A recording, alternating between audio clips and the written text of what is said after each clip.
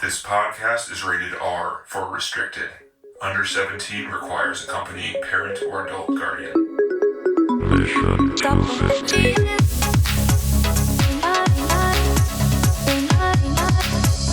We're doing a podcast, guys. We're watching the best movies of all time, and it's Oscar season, and we're watching Poor Things, directed by Yorgos Lanthimos, currently ranked at number 103 on the IMDb Top 250. Oh, wow. I didn't know it got up there already. Wow. Yeah, it is up there. So people like this movie. This is a weird film, and part of it is just going there and not knowing what to expect and getting and experiencing That's the true. weirdness.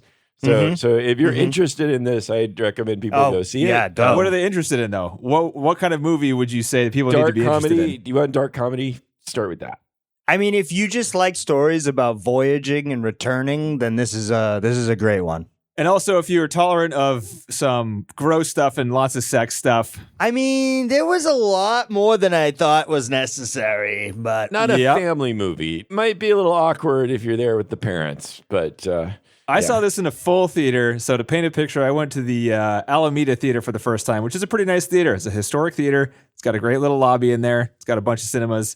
They got a beer on tap, but it's way overpriced. So I'd say, sneak your own in if you're like me, like to save money but need to drink in the theater, But we went with a couple of friends who I'm not going to out here. They left a half an hour into the movie, got up, left the theater. The theater was full. These two are the only people that left. Everyone else seemed to enjoy it, but they left. But this is weird. This is odd. If you're going, you guys went out. Did you guys have dinner beforehand? We did. It's an interesting thing. We got some hand-pulled noodles on Park Street in Alameda. Really good little hand noodle spot. And these are good friends. Good friends, great friends. They're not like mid hangout ditchers. No, it just this seems is like the kind of friends where he was at my wedding party, I was in his. This is how good of a friend he is. You know him. Yeah, you guys know him.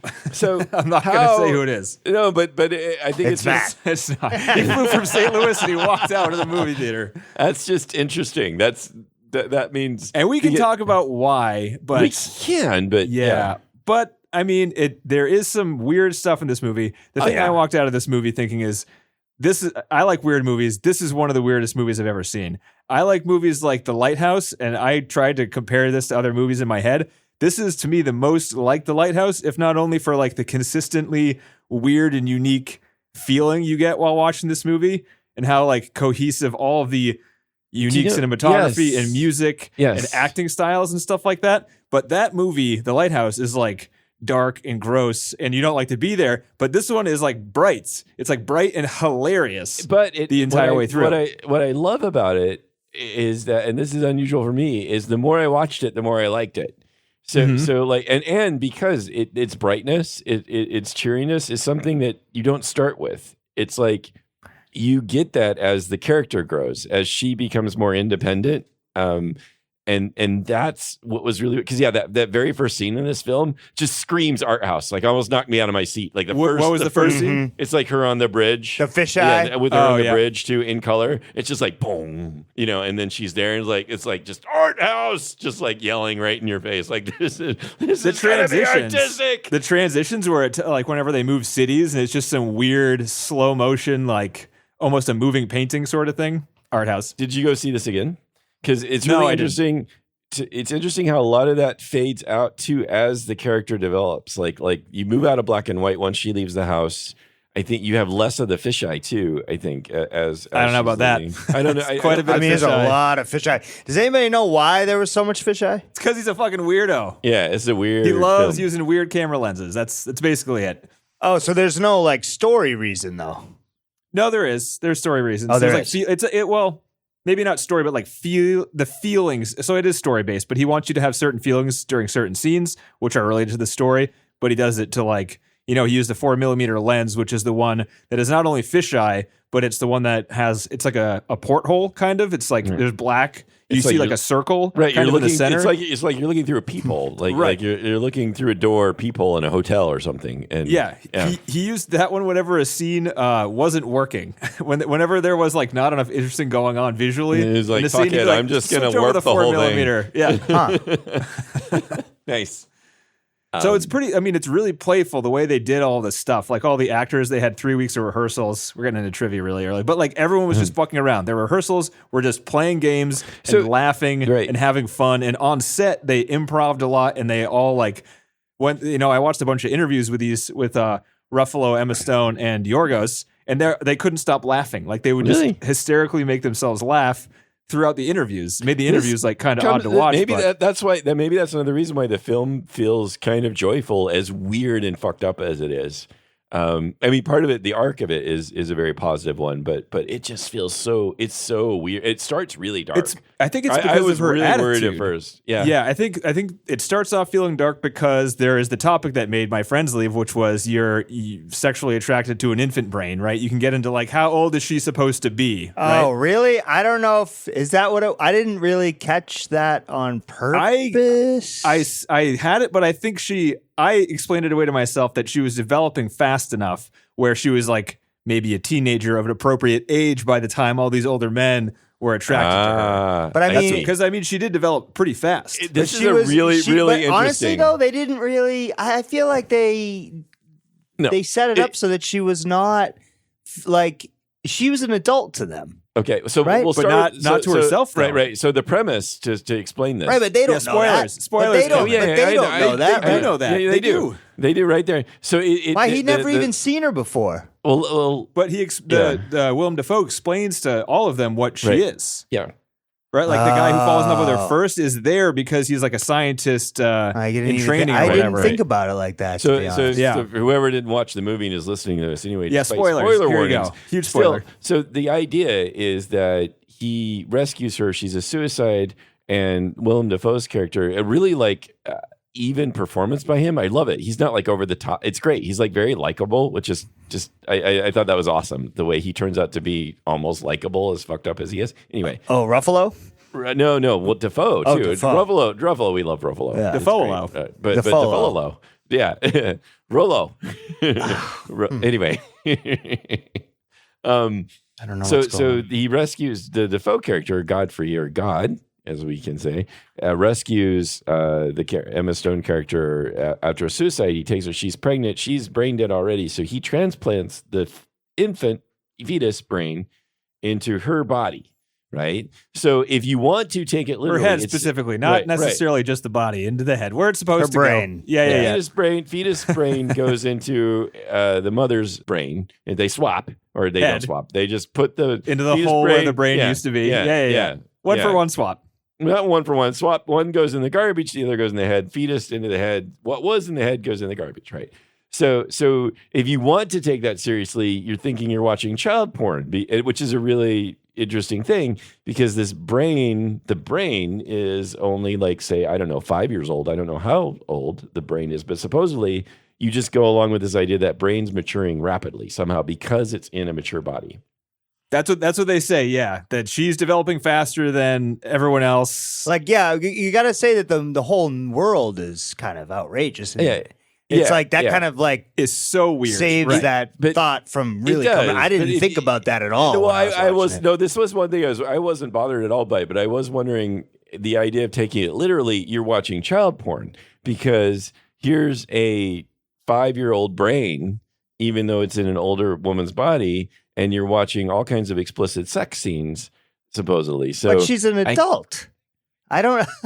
But I think the movie makes it pretty clear that beyond the beginning, she's matured past the age of her brain. They've made that pretty clear. But that's why the beginning is darker, because that you're in that area where you're like, wait a minute, what is this? People are falling in love with this person that can't even speak, like it's kind of like a person with like a mental disability that is also very young. You have adult men falling in love with borderline. them, which is, if you want to take this literally, that this is that this is like I don't know, a 2-year-old or 3-year-old that we're witnessing doing these things, even though it's an adult body. To a point, like she doesn't have sex with anyone until she can like speak and have her own thoughts to some extent. Yeah. And the way I thought of it too which is different. This might be the way all of us thought of it, is that it's not so much a baby's brain in your head. The way I thought of it, and it's kind of the same thing, but the way you think about it differently, is that this person is just restarting all of their opinions on everything in the world. Like they're starting from zero understanding in terms of it. Yeah, language. Like they're an adult, but they're starting from zero. is how I thought of it. Oh no! The movie is it's fantastical anyway, and so it doesn't matter. You're already accepting that they did this transplant, so you might as well accept that meant the brain developed faster. Bro, she just stabbed a dude in the eyes. Okay, I'm not too worried about like other weird shit going on. This is the movie, guys. That's the whole point, you know. Exactly. So I think anybody worried about that? I don't know. Because you know what was funny, Danny, is I kept trying to find the fucking place that they left at, and I was like, I don't get it. This is nothing in this movie so far has made me want to walk out.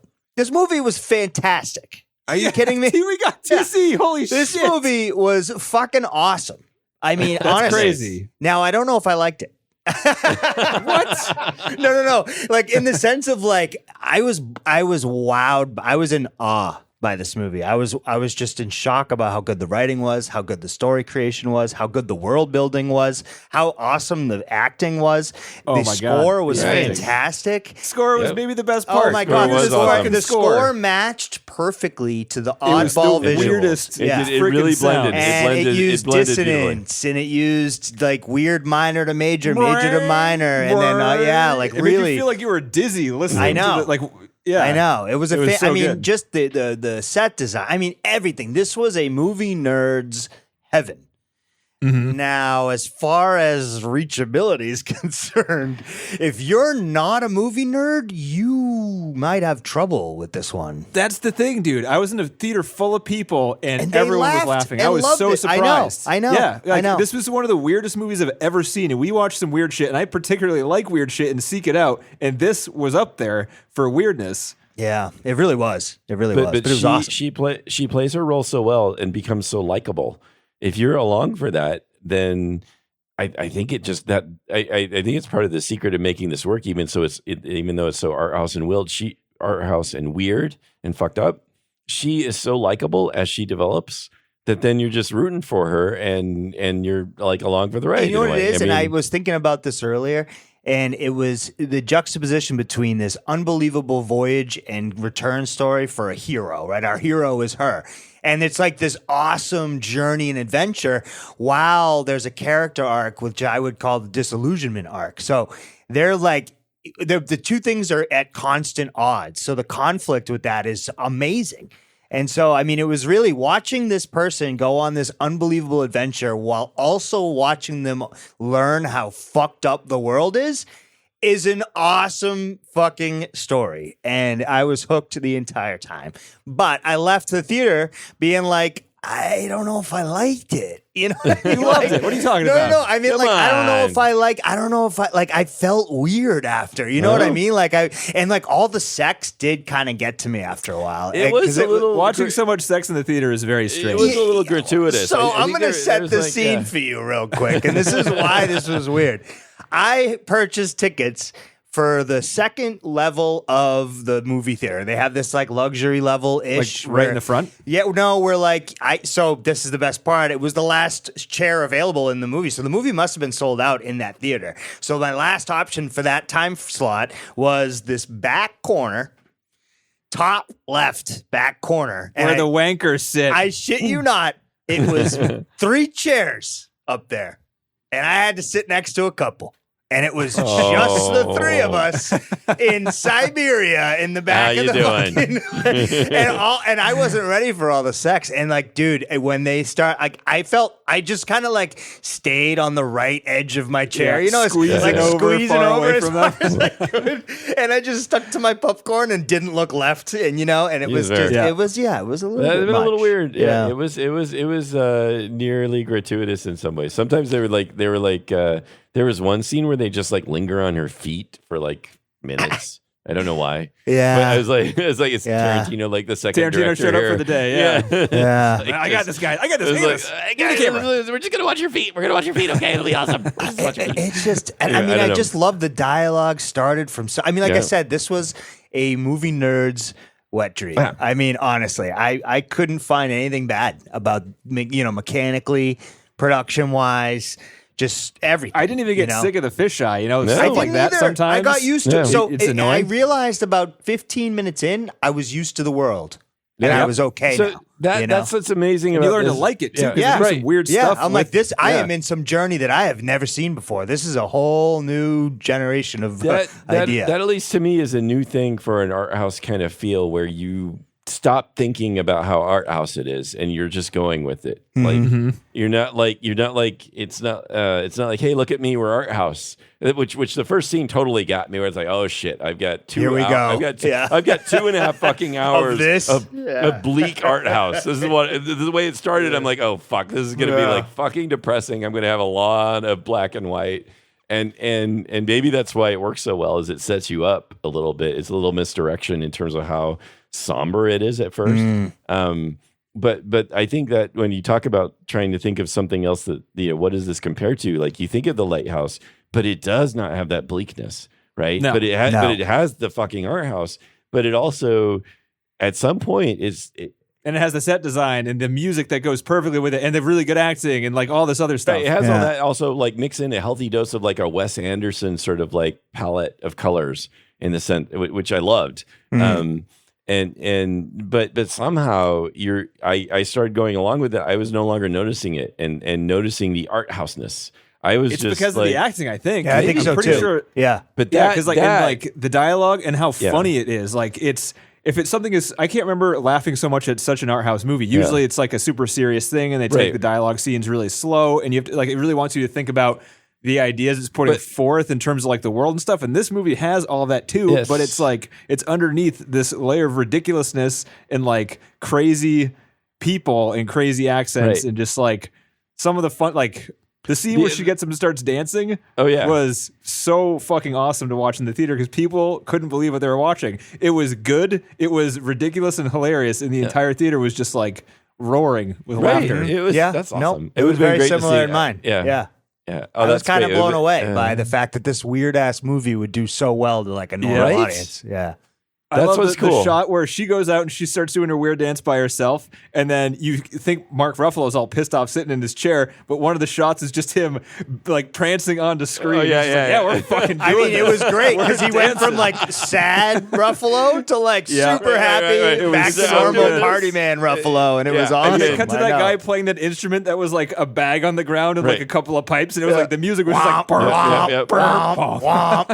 about that, like so good. Yeah, it was so and good. again, Ruffalo ends up being like this crazy character, and they could have just sat with that. But again, you like him at times, and you see them having fun at times, and that's so cool. Like, and it is, and then maybe that's what they're doing on set too. Is they're just like, all right, we're fucking dancing here, and we're having a good time, and it's really cool. It's like, such a statement on everybody's life, right? Like you figure everybody goes through this of like, having real adventures with someone who's really bad for you.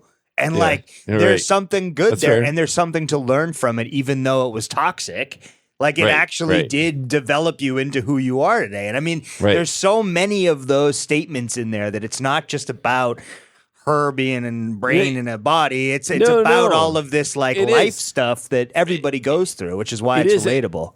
Yeah, and because of the premise, they get to accelerate all this, which is awesome. So they like because if you just buy into this premise, okay, she's just developing rapidly, then we get to see, this gives us an excuse to watch her as a character like blossom quickly and become self-aware and learn these things.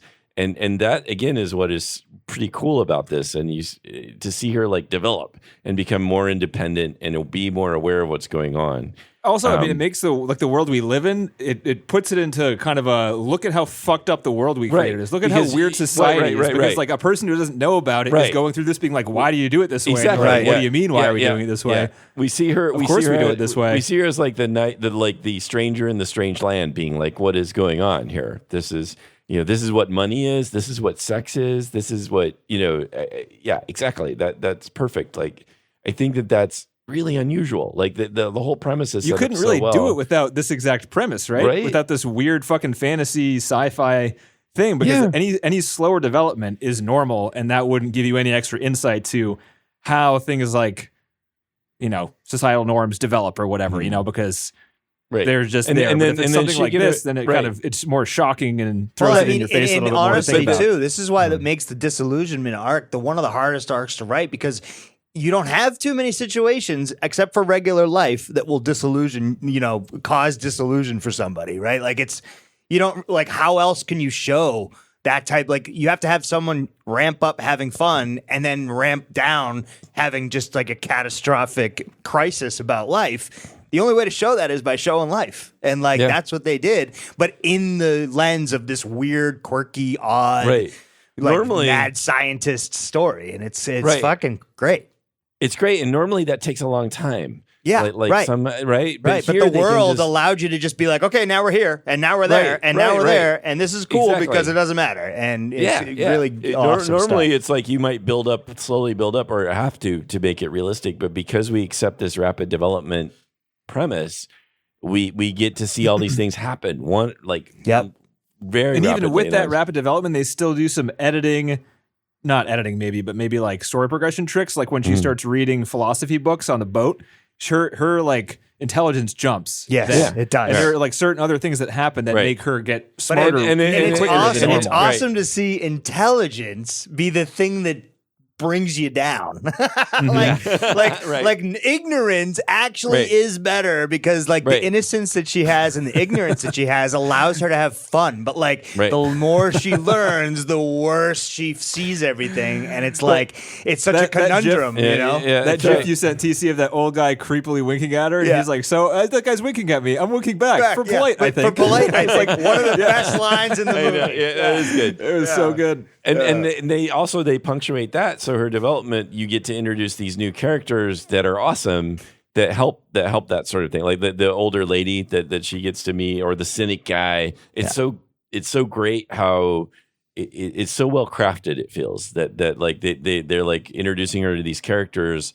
And it would feel contrived if these characters were not so cool and realized in themselves. Like the older lady was awesome. Here's where she learns how to do this. Here's where she learns how to do that. Right. Which is kind of what it is, but it makes, I don't know. Yeah, it's it's just so well they picked and really good characters to represent those things in life, like cynicism and intellectualism and all that other stuff. They did a really good job at choosing random characters that seemed to work perfectly. Yeah, they felt real, not real, but I don't know, whatever they worked, and like the they fit in the world. The woman who ran the whorehouse was totally weird, but also a really fascinating character. Or her friend that was there. You know, again, it all worked so well and so quickly. I think it's really like masterful how fast the film moves to show her progression, right? And yet they're throwing these other characters at you that don't feel like they're just there to be pieces in the puzzle because they're so interesting in and of themselves. No, they show up and actually make her make decisions. Yeah. And it's great. It's not just like, hi, I'm here to like get you to say one thing. Right. That, I'm here for this plot development. Yeah. Thank you. Right. Bye. Yeah. Bye. Yeah. Right. Like while they did have in and out sort of feels to them, they didn't feel like they were contrived. They felt like they were there on purpose and for a reason. And it was because of her character change that they existed, you know, and it's good stuff. It is, and fucking Buffalo is awesome. Dude, I loved him in this. I would have rather so not funny. seen him banging away there, but other than that, he was great. He was chewing it up. He was having a great time, and he's just good. Like his delivery was similar throughout. His accent never changed. His he was so nervous throughout this movie.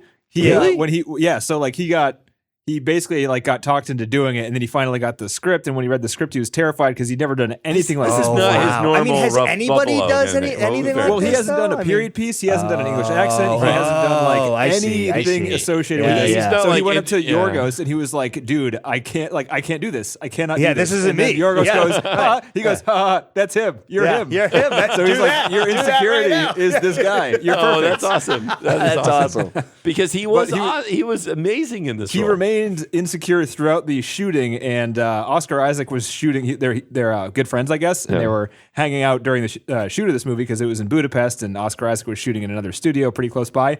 And he kept, there was talk about Oscar Isaac replacing Mark Ruffalo in the shoot. Oh my God. And Willem Dafoe and some other people on set up a thing where they called him in to like the casting manager and pretended that he was getting replaced by Oscar Isaac. Just to make him more nervous. That's fucked up. Because that insecurity is so important to this character in a way, right? We need to get him insecure. Oh fuck! You couldn't tell someone to act the way he does, and that Bella, when he shouts Bella, which is in the commercial, by the way, but in the context of the movie, is way funnier. Like I was laughing really hard. He did that. That was improv. Oh wow! Well, I mean, it's the callback, right? To that Stella, right? Yeah. But it was so much sillier. I don't know. It was just really great funny. when he was out there and he's crying. He wants her back. Oh no, it was just so good. Stuff. It was so good. Where he's like, he's all miserable, and they're sitting there on the streets, and she's like, "I'm making money now." Yeah, I'm making money now. You want a chocolate croissant or whatever? Yeah, it was so good. So you take all this art house shit and this character, the development shit, but then the interactions with the characters are so good. Like the and maybe Can I just read this quote from the prostitute ringleader Swiney? She says, one of the quotes in the movie: "We must work, we must make money, but more than that, Bella, we must experience everything, not just the good, but the degradation, horror, sadness. This makes us whole, Bella. Makes us people of substance, not flighty, untouched children. Then we can know the world, and when we know the world is ours. Now go fuck someone and bring me 10 francs. Yeah. The best ending to a pep talk ever. Yes. There were great monologues in this too. There were little snippets of dialogue that were like that were very good also. In addition to all the other character interaction stuff, you had each different character. Godfrey had his moments where he had some awesome dialogue talking about his father. And again, William Dafoe's understated performance is so awesome to see. He was not raging and frothing at the mouth or anything. He was totally fucked up, but like subdued you're and getting gentle. You're getting sick of. We showed you too many Willem Dafoe performances. Well, right after the top Lighthouse, but this is also what you expect to see in Willem Dafoe in an art house movie. You expect him to be raging at some, going nuts. Right. And so it is kind of awesome, and maybe just in contrast to the Lighthouse, to see him as a rather subdued character. Still, like there's depth to him, and he's been through some shit obviously, but he is gentle, which is weird. Really strange for a guy putting a dog to a goose. Right. And I know all of that. Yeah. And by the way, as weird as that stuff was, like that. You know what they say, like, the last impression is the lasting impression. And that ending was so funny that, like, you were okay with all the shit that happened before that. I mean, how did they get that guy to bray like a goat? He did awesome. He was great at that, was he not? I couldn't believe that. It was perfect. I was like, it was the sound syncing up with it. I was like, holy shit, that guy is a goat. Yeah. Like, did he do that at the casting call? Like, is that like all right, what he got hired for? Like, you can do the rest just because you got the goat. Right. Yeah. Dude, this guy fucking goats. You got to get him. He's the goat. I just thought that was such a good resolution to the story. Essentially, what she did throughout the film was figure out her own way, just like every other person in the universe, even if it's in a fake world like that. I think it was this was an extremely well-written story with a well-written screenplay to accompany it, and it's just good stuff. Now, I almost want to read the book. Production design, best acting of the year, best cinematography of the year. Yeah. I mean, this is like Oppenheimer is shit compared to this. Come on. I don't know. Oppenheimer's good, dude. Oppenheimer's going to win a bunch of stuff too. I was bored in comparison to this one. I agree. So there's one plot point that I really thought this was coming, and I was anticipating it. It would sort of like bring things full circle, and I was sort of hoping for this to happen. I thought they were going to take Godfrey's brain and put it in the generals. I thought so too. Oh. Did you think that? Yeah, I was thinking like, wasn't he already dead by that point? I thought so too. I thought they were going to wait. They were sitting there on the bed waiting for him to die. I was expecting them to, like, as soon as he died, they were going to jump up and go and put his brain into the general's brain. Couldn't agree with you more, John. Couldn't agree with you more. I thought exactly that. Because then you have Godfrey, who didn't get to have sex, or he didn't get to experience a whole lot of shit because his dad fucked him up. He gets to have his brain in this young general's body. He gets to go and experience the world like Bella anew. Yep. Like, and that would have been Bella started from zero. He would have all of his scarring from his previous life. But I think it would have been a really interesting way to sort of like start the movie again, like as an ending. Like, we start now from Godfrey's perspective. He's now in this general's body. He can do all these things he never got to do with his life. And he gets started on his way as, like, that's the way that film ends, which I thought would have been pretty cool. No, but, and as usual, he tricked us brain again, swaps, right? That made the movie about brain swaps as opposed to her development as a human being, right? It's fair. But I just thought that seemed to that would have been another interesting way to sort of just kind of keep the cycle going. I thought, instead of like closing it up the way. Oh, she's going to put animal brains in humans. You better believe it. The cycle's going to continue. Oh, she's fucked up still. I know, but it's going to be messy. But you're right. Yeah, you got General Goat guy. Again, I loved it how he sewed two animals together. No, but also it was hilarious. Like every part in this is awesome. The general is awesome. Yusuf, the boyfriend. The way they all played their roles, again, perfect, right? Mm-hmm. And funny. Like I love. There was the scene they're walking, and she's like, "You're not mad that I was a whore," and he's like, "Oh, I would have charged more than that." I thought, but anyway, it seems rather low. It seems rather beautiful. Again, really funny. Awesome. I know. Again, and and everybody likable. This is so weird for an art house film. To me, but anyway. I mean, Not dark, right? What's great too is that she's so likable because she's so innocent, but also that she's like strong because she paves her own way, and that also is likable. So and she's not afraid of any of the new shit she's experiencing. She's just like observing it and like finding it interesting, and and then continuing. Like, that's how that is. Yeah, and her bravery and her desire to know, like when she leaves, like the general shows up. And she decides to go with him, and it makes so much sense for her because she wants to know who she is. So she wants to go with him, even though he's like, it's dangerous or whatever, and she's leaving her husband, who she actually does like, and they're all like, what the fuck? But it makes so much sense for her character. She's like, I need to know why I left. I need to know what happened to me. And that's what she's going there to find out. And that again, is such another interesting... You could have ended the movie there. You didn't have to bring the general back and figure out who she was, but it makes so much sense that this is now kind of completing the picture. She gets to know who her mother was and why she did what she did. And that again works really well. And the general is again played awesome as this sort of sinister asshole guy. And who's used to bossing people around and is very with a gun, mind you. He's great, right? just casually pointing the gun and wherever he's upset. I think the servants are going to stage a coup or whatever. He's afraid of all the servants. He's like, I don't think this duck is finished. Do you? Point gun. It's like, right, fine, right? You're right, sir. And I mean, and that was such a good that whole scene was set up specifically so that she would walk toward him and overcome. Right. Exactly. And that is such a deep storyline that it's only there because it is connected to her final decision, and it's something else. And somehow this idea, even though it's like she's a different person, it's a different brain, whatever, somehow it gives you this feeling that she has conquered the things that had, it's a different brain, different person, fine. But somehow she's conquered this. So she can now return home having changed. And it's the moment. That's the big moment. I mean, it's so it was a fantastic climax for her character. It was. And it didn't you could have been settled for where you were, them getting married or whatever. But to add this,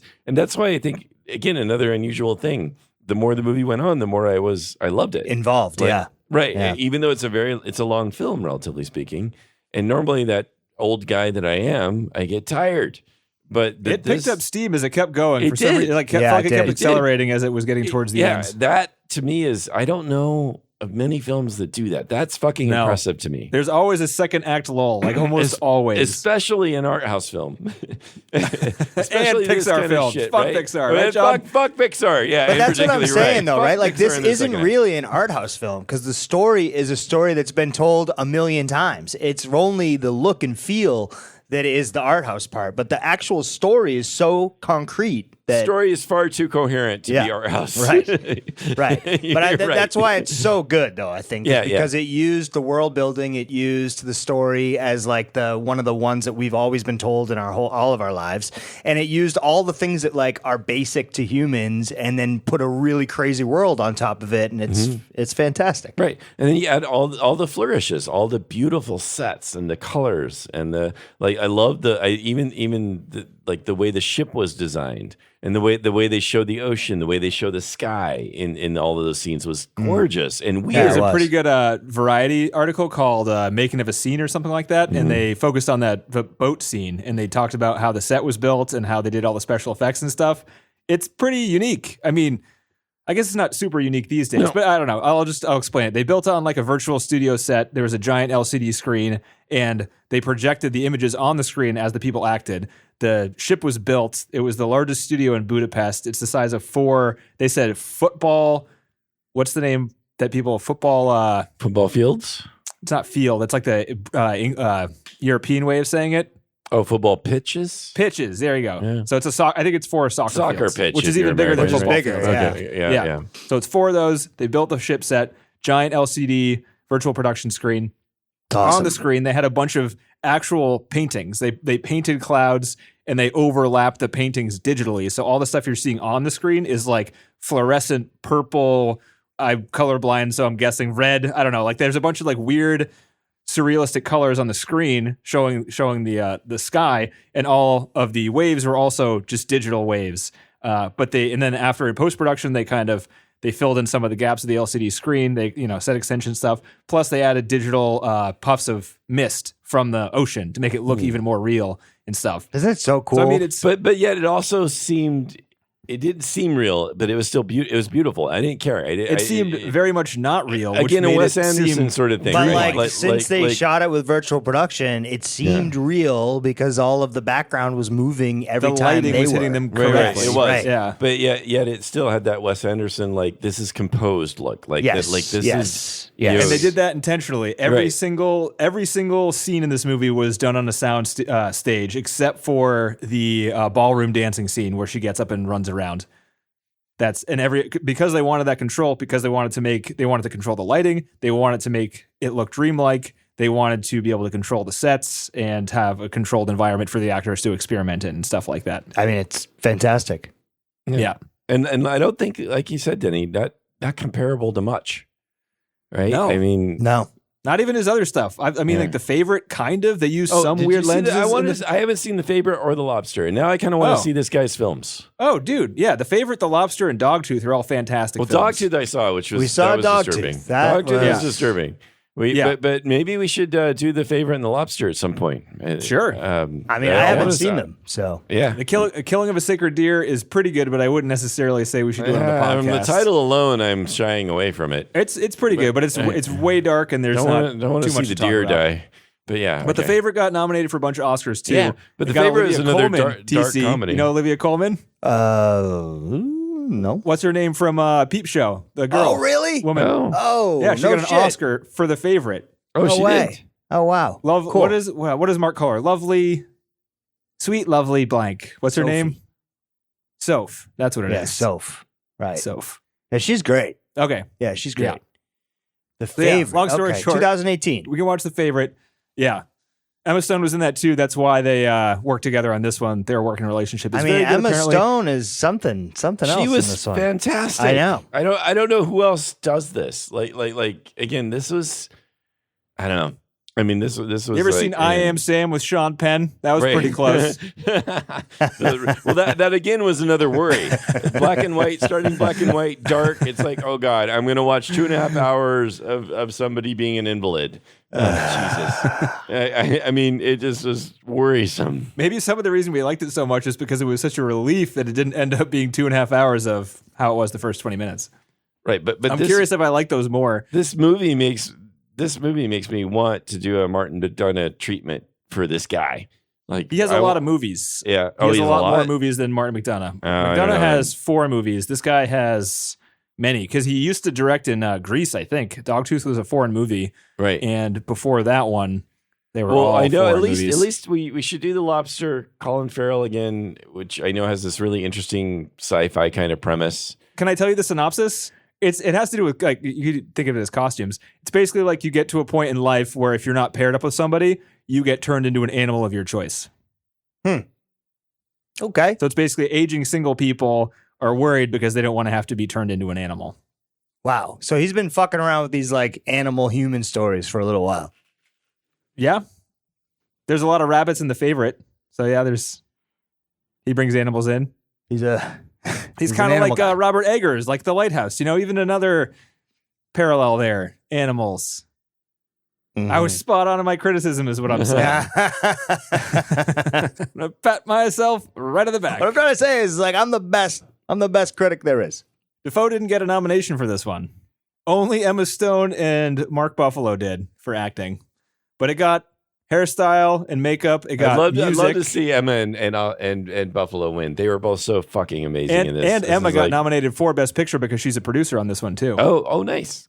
But yeah, Best Picture, Best Directing, 2 acting nominations, Best Adapted Screenplay, Best Cinematography, Better Film Editing, Production Design, Costume Design. Better than, I mean, how can you compare those two? I was thinking about it. How can you possibly compare those two movies? They're two totally different audiences, I would think. They're done. One is supposed to be like super serious, historical, accurate. But you know what? But Oppenheimer has been done before. That's just. But that story hasn't been done before. No, that story, but the style, all the shit has been done before. But the style was really perfected. It was, but that's what Nolan does. But it's always ham-fisted. So you're saying this movie is more creative, therefore it's a better movie? That's kind of not a good argument. Yeah, no, it is. It is. No, because there's a lot of movies that are more creative than Oppenheimer. Doesn't make them better movies. Yeah, well, just because it's more creative. Sorry, but it can be better and the creativity. Like again, I was fucking bored with Oppenheimer. I knew too. Like Christopher Nolan does this. And I knew what was going to happen, but also the whole like the last act of the film also really sort of was annoying in that there's like, oh, now they're going to get him and who's this guy and blah blah blah. Anyway, did I enjoy watching this movie more? Will it stick in my head longer? And did I laugh at it more? Yes. Does this movie have more of a? What is it? Better acting, better cinematography, better directing, better writing. The cinematography, I don't know. That's a toss-up. It's tough because Oppenheimer was really good, and they were filming some crazy sets. They were filming crazy sets. It's tough because there's more characters to handle in Oppenheimer what they were too. doing. Yeah, but what they were doing is more technical, less creative. Again, I would, if I get to choose between, they did something that was technically brilliant versus like creative. But that's hard, isn't it? You're comparing apples to oranges. That's where I'm kind of confused on it because it's like they're two totally different movies. Right. But if I were a betting man, I would bet on Oppenheimer winning most of the awards. I think Oppenheimer's more accessible. Exactly. But I think... Did my parents like Oppenheimer? Yes. Will they like Poor Things? No. I would bet no. I would bet they would not. It's more accessible, I would think. Yeah. That's about the only way I would compare the two. Or like... just not compare them, but that's the only way I would kind of think about either one is that like one was very accessible, one isn't, and I don't know if you can compare those two types that closely, but then again, at the end of the day, you're the viewer. If you thought that the Oppenheimer was better, but the Oscars are going to compare them because they are basically neck and neck. One has 12, one I think Oppenheimer has either 12 or 13. This one has 11, and they have the same ones basically down the line. So it's going to be a competition between. And it sounds you guys like want to play a game? Let's make some predictions here, huh? Yeah, why not? Let's do some freaking Oscar predictions. What do you think? Sure. List some off. We haven't seen all the movies. But that's all right. But, we can make bad calls. Let's try to see some more movies first. Some of the more nominations. We haven't seen a lot of them. 2 movies are in theaters now, both nominated for Best Picture for next week. So we could hold off until we've, right before the Oscars, we can make our guesses. All right, that makes sense. That's cool. As much that works. Educated, if we can see them, as possible. Yeah. Because we've seen Barbie, Oppenheimer, Past Lives, and Poor Things at this point. Right. I've seen The Holdovers. I have too. The 2 movies I was going to recommend for next week are American Fiction, which looks very good and kind of light and funny. Okay. And The Zone of Interest, which looks, I haven't even seen a trailer, but I've read the synopsis. I know looks the synopsis. Very intense. Yeah, that one seems, I think also really, it sounds really good, but also it's not going to be a happy film. Mm-hmm. Right, a very disturbing film in this very, but that might be good because we just watched a happy film, so maybe we should go to unhappy film also to kind of balance it out. By the way, Nimona for best animated short film has good been rec nominated. There, John. I saw that. It's like, I really liked Nimona. Yeah, it's not going to win. It's fucking Boy in the Heron or Spider-Man's going to win. No probably there. Maybe, but I don't know. I still think Nimona is really good, and Samantha would love to come on and have a commentary on it if we did Nimona. Okay, that's her favorite film. Okay. So we're holding off, is what you're saying? I guess we're holding off. But I would say, like again, you can't speak to what the Academy is going to do. But if I talk about what I value more, this film much more than Oppenheimer. Yeah, I would say that too. But I would also put The Boy and the Heron, which got nominated for exactly one thing. Yes. Yeah. No, The Boy and the Heron. I would put that way above Oppenheimer as well. Really? I don't know. Yeah, for me. But again, just because I really value the creativity stuff. I value seeing new things in new ways. That's one of the things I love about Miyazaki so much. Like again, fucking warrior pigeons. I mean, I think it's harder to do history alone. too. I mean, Not it's pigeons. They were right. parakeets. Well, so I think the thing there too, though, is, and maybe it's just the medium too. In some ways, like with that, I'd almost rather go to books, and I would rather go to studying things like that. In terms because of you're an history. old man. I know I'm an old man. And you can read. A lot of people can't read. A lot of people John. don't read I know. now. I know. I'm telling you, but I know. The kids refuse to read. They'd rather just watch TikTok or something. But you get a better Goddamn nuance kids. there, and I just feel like Nolan's sitting there going, "Oh yeah." Anyway, it just feels you don't get the whole picture. You just get this sense of all these different like facets of things, and it again, and Nolan's films are fucking emotionally immature always. He's not good at that. He's good at technical brilliance. He's good at Incoming some Best Picture facts. winner. I mean, just right? listen to Yeah. John shit he's on best it. picture, but he's not good. You know, the guy, he's a bum. Really, Interstellar. you know? These guys are Trust fucking. me, I These know. characters are fucking idiots. He's not good at emotional character development. It's bad Or at that. is he just good Always at has knowing been. what sells to the dummies? Possibly. Yeah. He's making money. But no, Right? all of that is true. Yeah. But he there's not emotional depth in his films ever. I'm not seeing that. You've obviously not seen Insomniac. No, Insomnia, rather, I think.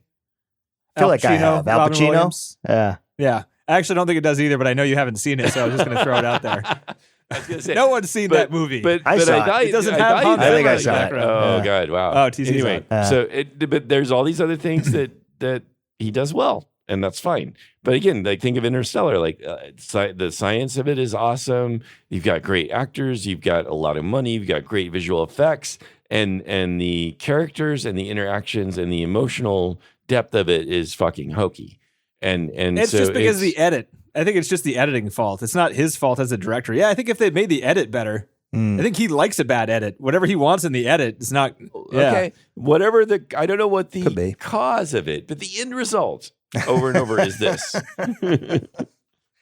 All right, we get it, John. You don't like Oppenheimer. It's fine. Well, it's just so ham-fisted. He's one of the best directors of our generation, John. You just shit on him all the time. Yeah, He people is. think so. I mean, They think you know, so, but they're it's- wrong. Yeah, that's He's Well, tied it's- for number one with the most movies on the top Right, 250. and that's fine. But I don't agree. I don't like his films. well, and also Because we've questioned that's this me. list a few times. All right, that's fine. Also, we're not big fans of Hitchcock either, right? No, right. That's right. Well, he sucked. Fucking bomb, dude. Again, Who's that Coppola how guy? could What a you say that loser. after all the pleasure I've given you, Denny? How could you say that? Get off of me. Get off me.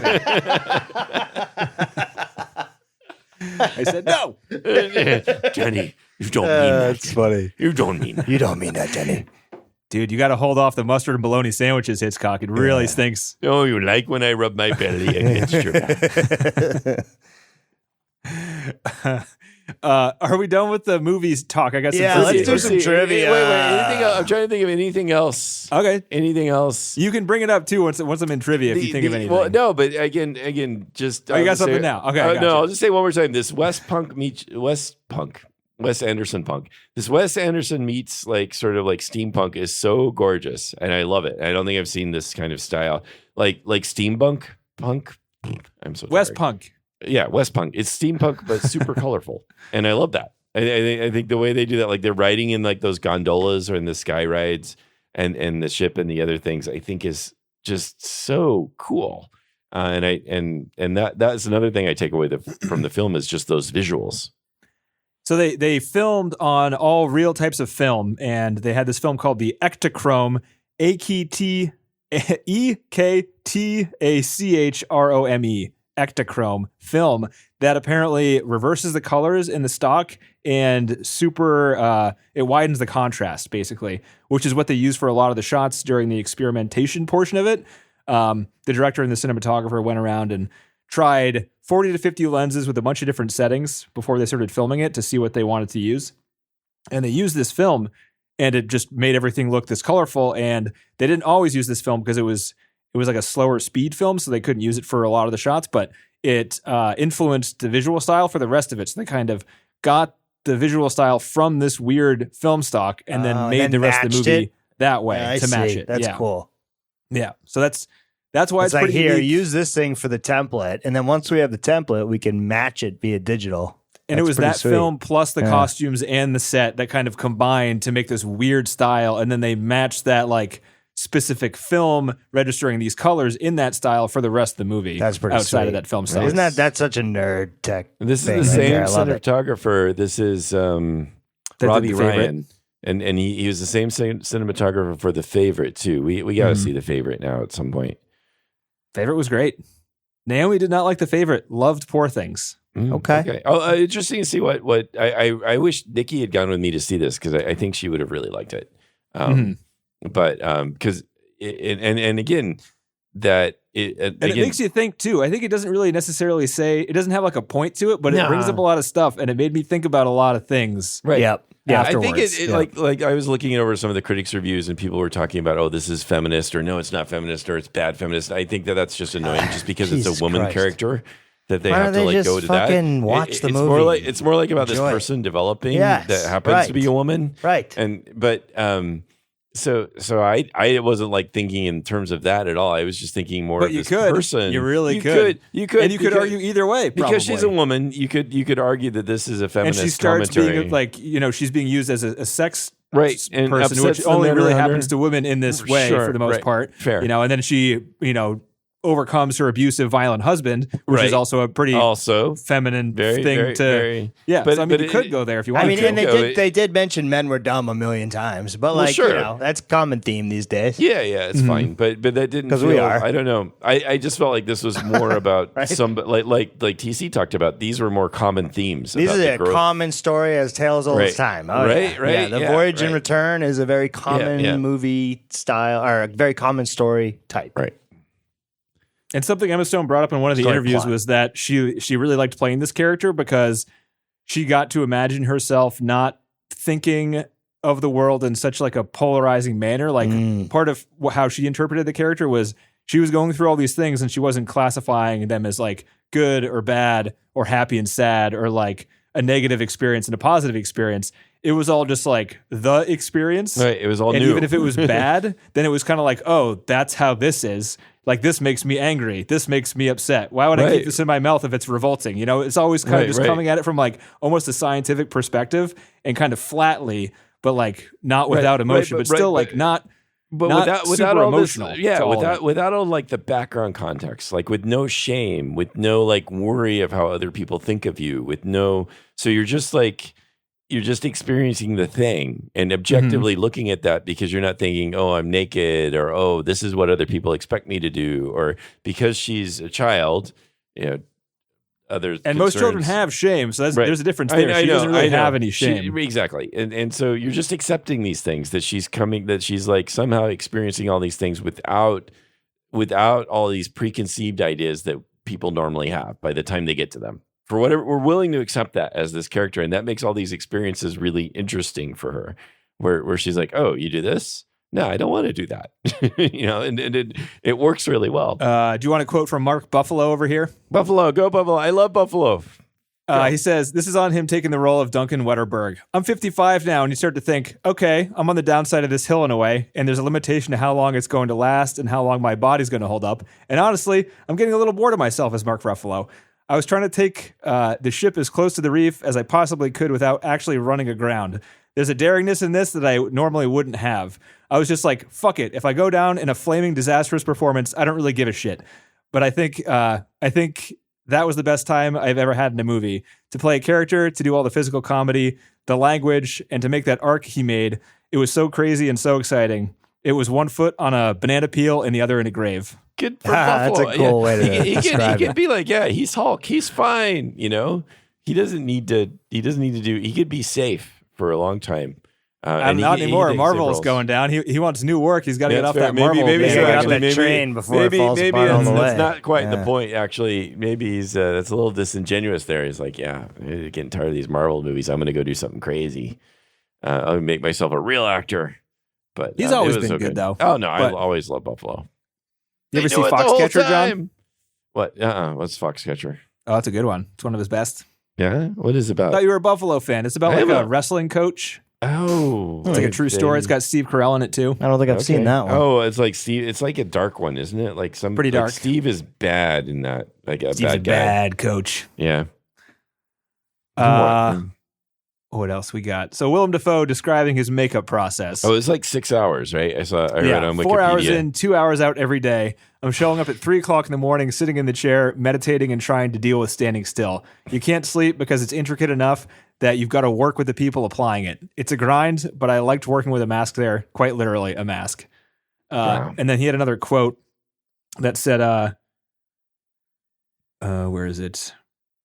He said it was he liked it because he couldn't fall asleep, and he said it was basically every day you're doing a great meditation on the character. Oh my God. In those 2 hours, he was just thinking about becoming this character as he saw himself physically becoming the character. Again, I'd say that one more time. It's such a subdued performance that was so good. It was just not like, I don't know. It was just a simmering kind of thing that he did that wasn't like, I don't know. He could have thought to be like, I'm the mad scientist, so I'm going to act crazy. And I don't think it would have worked as well if his face wasn't so crazy. If it didn't put the mask on him, because you're expecting him to go nuts because it's Willem Dafoe and he's got the crazy mask on. But it works because he doesn't do what you expect him to do. Right. Yeah. I think that's what's so really cool about his character. Yeah. I love that they made you wonder about why he is how he is much later in the movie, you know? Like you don't really hear about the fact that his dad was a nut. And it explains everything. It does. That he's from some crazy family that's Frankenstein's people together, but you don't get any of that until an hour and 20 in. You know some fucking thing happened to him because you look at him, right? Right. You see him and he's like, oh, this dude's fucked up. There's something wrong with him. We don't know what happened. But yeah, so you don't get to learn about that later. And even the monologues again where he talks about his father, I love it how he's just so again gentle talking about his father, and my father said this and this, and my father was really fucked up. Yeah. It was just, or it was just great watching the eyes of other people when he would talk, and you're like, you think that's normal? You don't? Are you hearing yourself? You were abused, right? That's what the other guy wanted to tell him so many times. Are you kidding me right now? Are you listening to this? He talks about it. It's and he's talking about his dad fondly at that point, as if he just misses him to death. And meanwhile, you're looking at his face he did this to you. Fucked up shit, man. And it's cool to watch, it's almost a statement on abuse and those kind of things in life that just sort of fuck you up for good. But he's learned not to think about them that way. He saw the good in them now and is accepting of them, and that's okay too. And that's a part of life as well. So they really hit it. Each character, they hit it really well. You're right. It's a really good point to see, because it's not like he's saying his dad was good or anything. In fact, again, he says his dad was pretty fucked up, but he's not holding on to that for some reason. His character isn't resentful. Right. God knows why. He's like, my dad replaced all my innards. Now I have to eat. I have to hook myself to this machine before I can eat anything. Burp in the air. Whatever. That was weird. Oh yeah, what the fuck was the bubble? Weird shit, man. It's all about the bubble. Gastric inside.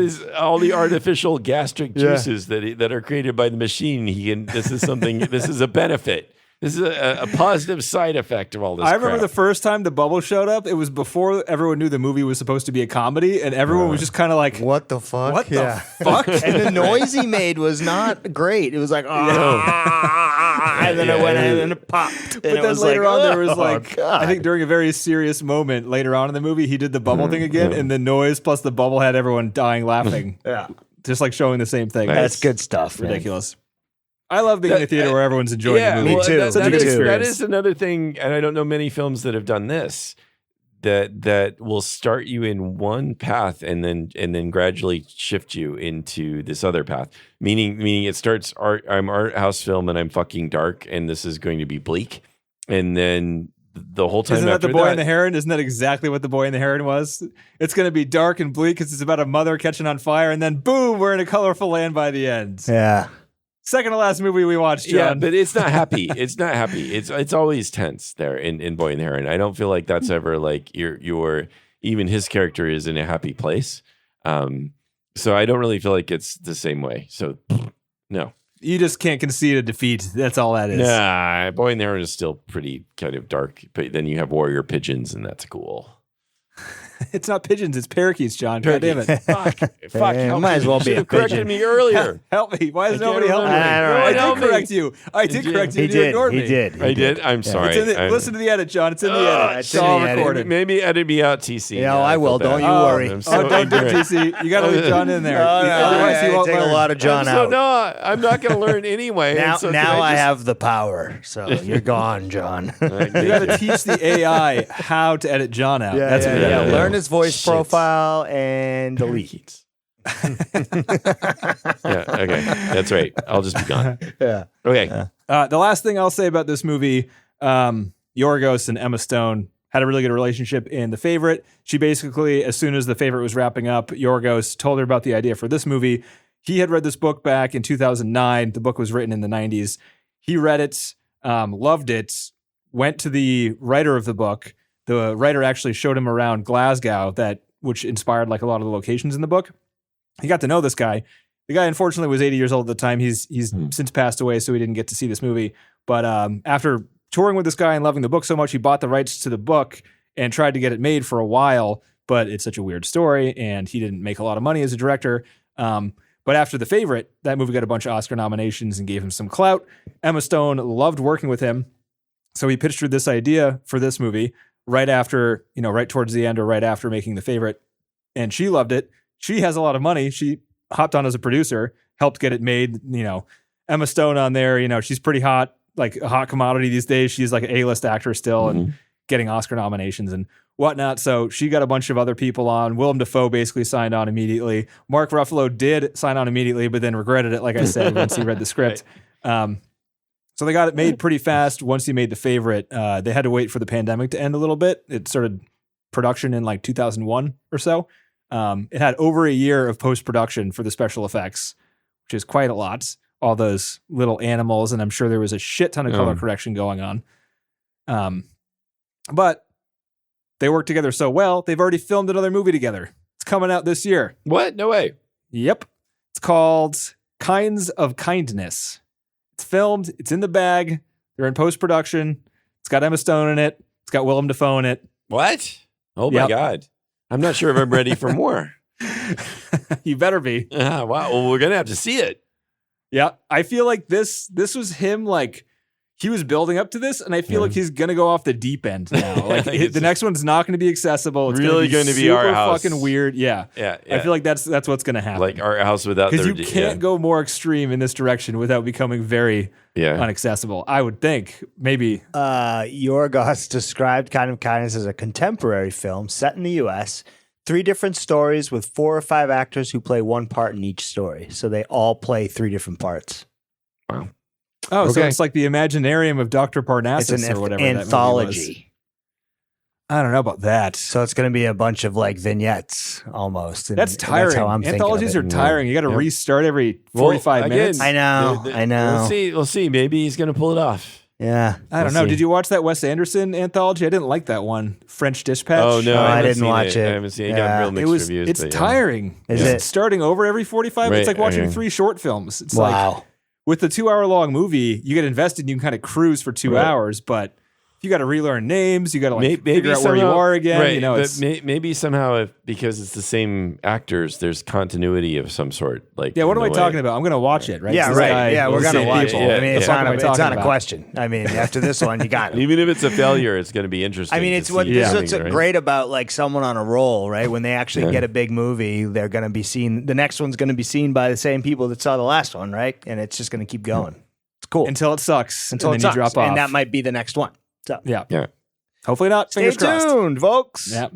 All right. So we have options next week. We got American Wait, Fiction or The Zone is of there, Interest. Is there any more trivia, or are you all done with trivia there? That was it. Okay. I Okay. peppered it in there, John. I did a You really good did- job. You Threw it right in the interleaved. middle. Well done. Nice. I got nothing else. Yeah. So we're going to the theater again. How do you guys feel about I love that? it.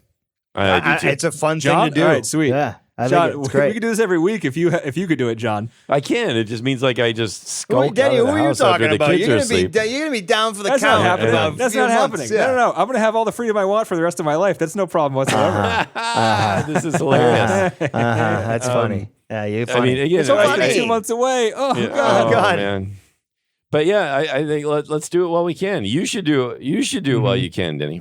Oh, I know. I will. Right. So, let's. I think if we have 2 more weeks in front of us, the 2 that are still in theaters are Zone of Interest and American Fiction. And let's I would do American go for, Fiction. Yeah, let's do American Fiction. I would. So I'm going to say Zone of Interest for 2 reasons. It's going to be in the theaters for less time, and if we're doing both, then it would be good to do Poor Things Happy, Zone of Interest Unhappy, American Fiction Happy. Oh, understood. All right, let's do fine. it. All right, so we'll go that way. Yeah, I just don't want to go to the pending theater confirmation and see a sad that show. it's playing near John. I'm sure it's playing near UTC, but John, I don't know if it's playing. Right. Pretty Things. I only found one place it was. It was Pretty Things.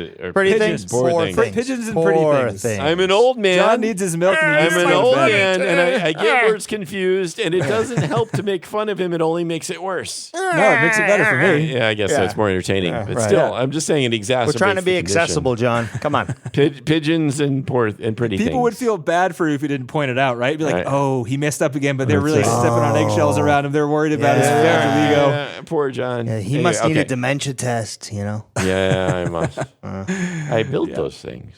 Anyway, so you know how to cheat on them. So right. Yeah. You're right. I do. Let's. No, okay. If we want to do so, I mean, again, by all accounts, it's gotten really good reviews. I know it. I know the premise, and I just know it's dark. But again, yeah. This is what we do, John. So Zone of Interest. Come on. I know it is. I know it is. But it is Zone of one Interest. thing I loved about this film that we just saw. It's another thing that makes it a home run to me. Is its optimism after as crazy as it is. You come out of it like it's a positive film. Yes, and that's nice. It's nice to go and sit in the theater and see that. And there's nothing better than a hero's journey, baby. Right. It is right. Totally right. But also to see one that's so dark and creative and funny and nice and just amazing to look at and well acted. So all right. So we'll go to Zone of Interest, a war crime movie, PG-13, hour and 46 minutes long. Oh, it's only PG-13. Not too long either. So it won't be so bad. The premise would make you think it would be R-rated, but well, no, but I think that's the whole. Well, we'll talk about it. Let's watch it. Yeah, let's right. watch it before we talk about there you it. go. Okay? That's the end of the podcast. All right, folks. See you later. I got to edit this. Wait, It's top over. 250 on this one? Oh yeah. Yes. Oh yeah. Hard yes. All right. So we did the top 250. We're gonna watch the Zone of Interest, and now, excuse me, I'm gonna go punch that baby. All right. Good way to end it. All right. Later. That's your tagline now. It's my tagline. I'm taking it from Emma.